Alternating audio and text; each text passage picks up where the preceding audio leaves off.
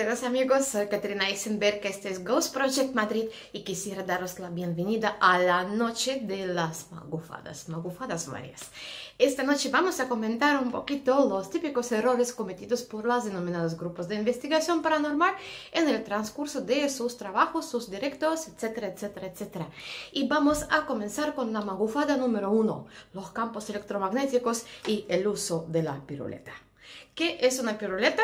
La acerco aquí en un momento. Bueno, es un aparatito muy baratito, muy accesible absolutamente a todos, que se utiliza en el sector de la construcción para detectar lo que se esconde detrás de una pared, ¿no? Si tú quieres taladrar un agujero, no quieres que te dé el corrientazo de tu vida, te quedes ahí seco, pues utilizas un aparato como este, que tiene pues tres opciones de uso, ¿no? AC wire, metal y stud. Stud significa madera, como tacos de madera, los típicos, o la superficie porosa, ¿no? El material poroso. Bueno, pues veamos por parte. Vemos vídeos que no tienen pérdida alguna, ¿no? Dentro de una vivienda, con las luces encendidas o apagadas, ojo que también, con las luces apagadas o encendidas, vemos, si hay aquí un espíritu presente que se acerca al aparato. Y van haciendo esto. Eso está dando un pico máximo, lo cual significa, bueno, que hay un campo electromagnético, que lógicamente sí hay, porque detrás de este marco de la puerta pasan cables, ¿no? Si nosotros utilizamos un medidor de campos electromagnéticos, el normal, ¿no? Un normalito, aquí tengo uno baratito, pero el que tenía yo a mano. Bueno, si nosotros lo acercamos, vemos como directamente pita, tenemos un 300 más o menos de campo eléctrico y un 30 y algo de campo magnético, ¿no? Esos aparatos detectan campo eléctrico y campo magnético. Campo magnético normalmente en una vivienda suele estar originado por cableado eléctrico.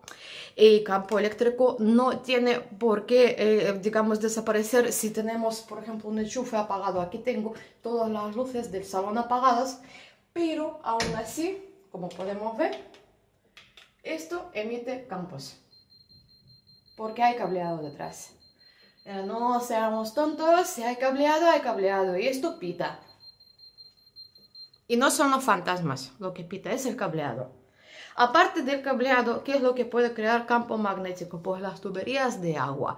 Cualquier instalación que nosotros tengamos debajo de nuestros pies, de nuestro ayuntamiento, de lo que sea, estamos rodeados de campos electromagnéticos, comenzando por nuestros móviles, por las señales de radio y terminando pues por cualquier electrodoméstico o instalación eléctrica que tengamos mal en casa.